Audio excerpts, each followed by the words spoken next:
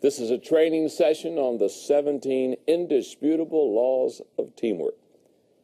During the 1990s, what I have found to happen is that leadership became a very prominent subject.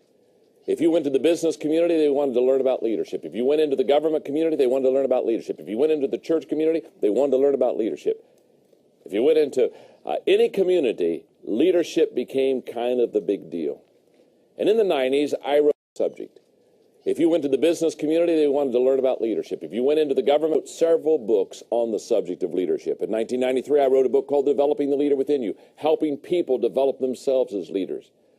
As a complementary book, the year later, I wrote a book called Developing the Leaders Around You, kind of helping a leader develop leaders around him or her. And then in 1997, I wrote a book that was kind of a soft leadership book called Becoming a Person of Influence. Again, how to have influence with people, basically how to become a better leader with people. In 1998, I wrote a book that has become very popular, The 21 Irrefutable Laws of Leadership. This has been used major in the business community, government community, the church community. And this was a book that helped people understand that there were certain laws that if they learned those laws, if they obeyed and followed those laws, they would become very effective as a leader. And I followed the 21 Irrefutable Laws of Leadership with a book entitled The 21 Indispensable Qualities. I talked about what are the qualities that need to be inside a person to be the leader that they really want to become. Then I followed that up with a kind of a Christian religious leadership book called The 21 Most Powerful Minutes in a Leader's Day, where I took the 21 laws and applied it to biblical characters so that people could, again, identify the laws with people who really did a good job with them. Okay. One thing that I found very interesting as I taught this decade of leadership is that as leaders grew, as leaders learned, as leaders matured, as leaders developed, I found that they began to ask themselves not only how can I lead better or how can I develop people around me to lead better, but they began to talk about teamwork because they found that nobody is a leader in every area. For example, in the 21 Irrefutable Laws of Leadership, most of the audience here, how many of you have the 21 Irrefutable Laws of Leadership? Oh, this is very good. Now, keep your hands up, keep your hands up, keep your hands up. The people that have their hands up now in this room are truly the great leaders in this room.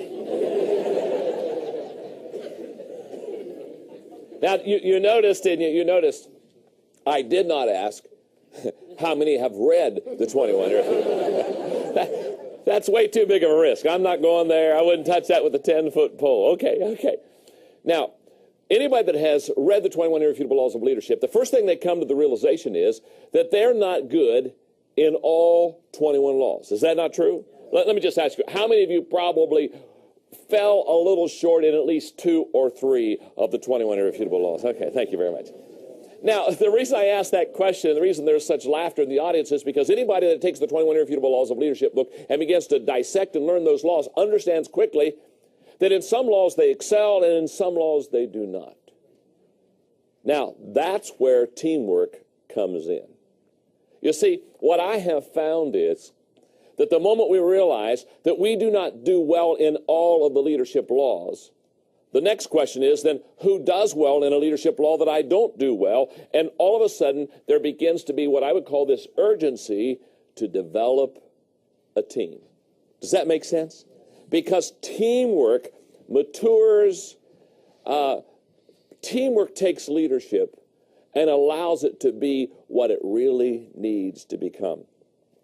Now, this is going to show my age, but there was an old commercial, I don't know, maybe 10 years ago on Bo Jackson, who played 2 sports.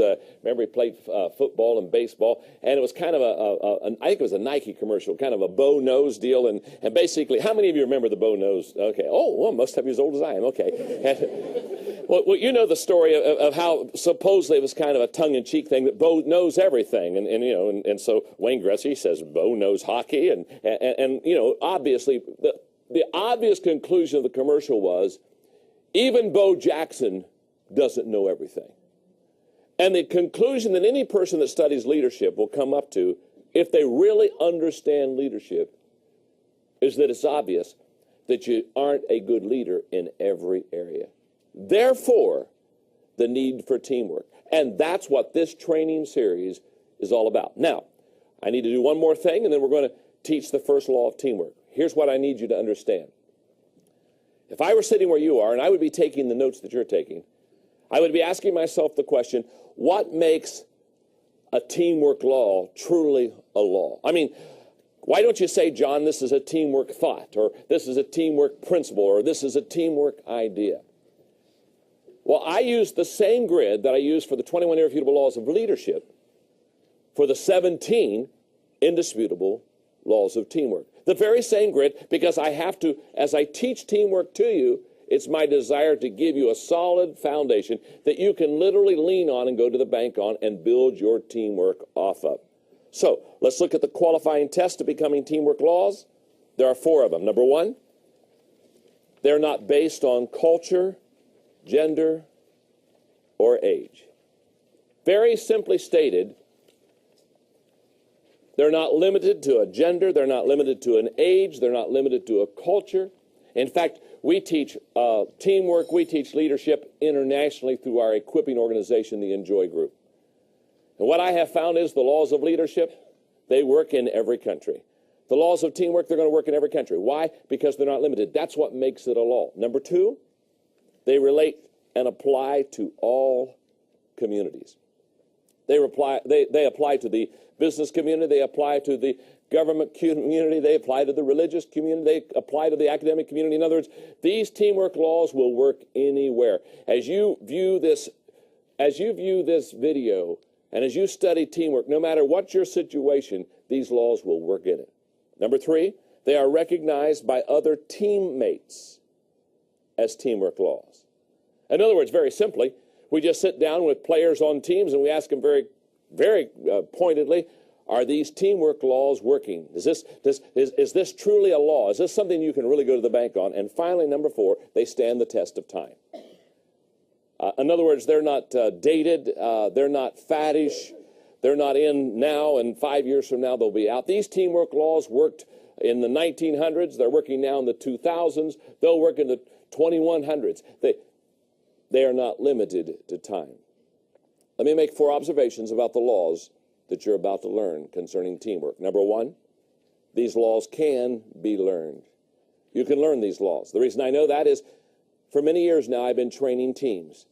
For many years I've been developing team members. I could put a name behind every teamwork law that you're going to study. I promise you, you can learn these laws. Now, I want you to just look at your neighbor and I want you to say to him right now, even you can learn these laws.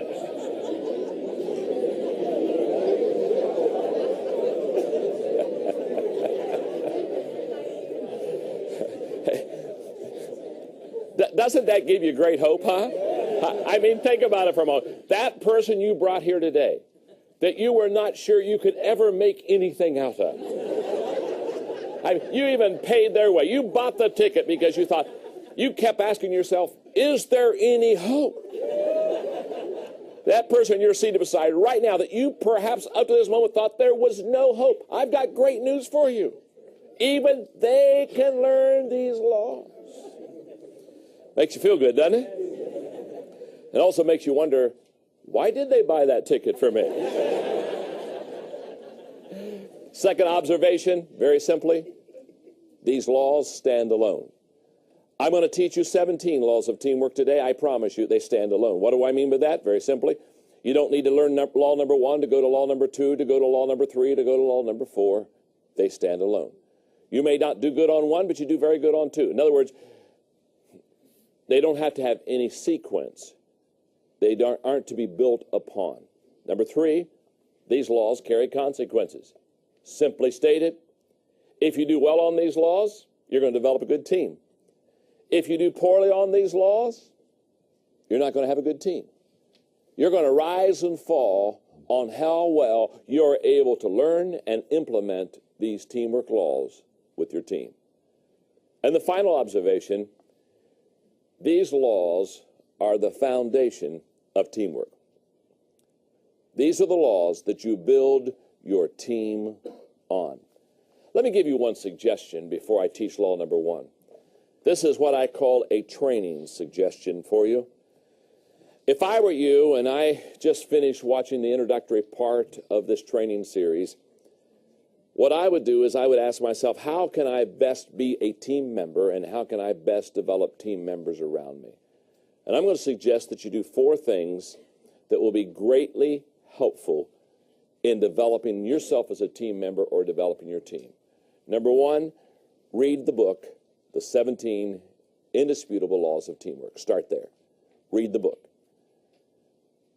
After you have read the 17 Indisputable Laws of Teamwork, the second thing I would encourage you to do is watch these training videos.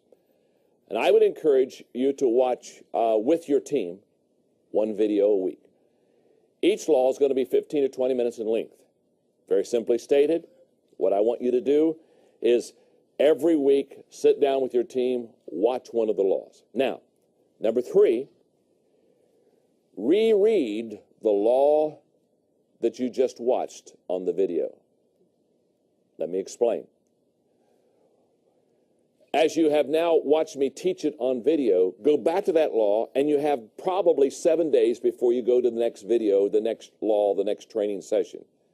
Take those 7 days and work that law in your life. Ask yourself questions like, how well do I implement this law of teamwork? Ask yourself the question, how well do the people around me implement this law of teamwork? In other words, give yourself 7 days to practice the law that you just watched. And then finally, number 4, apply this law not only to your life, but teach it to someone else. Now, you're watching the videos perhaps as a team. Maybe you have a business that you're in together or whatever. You're watching as a team.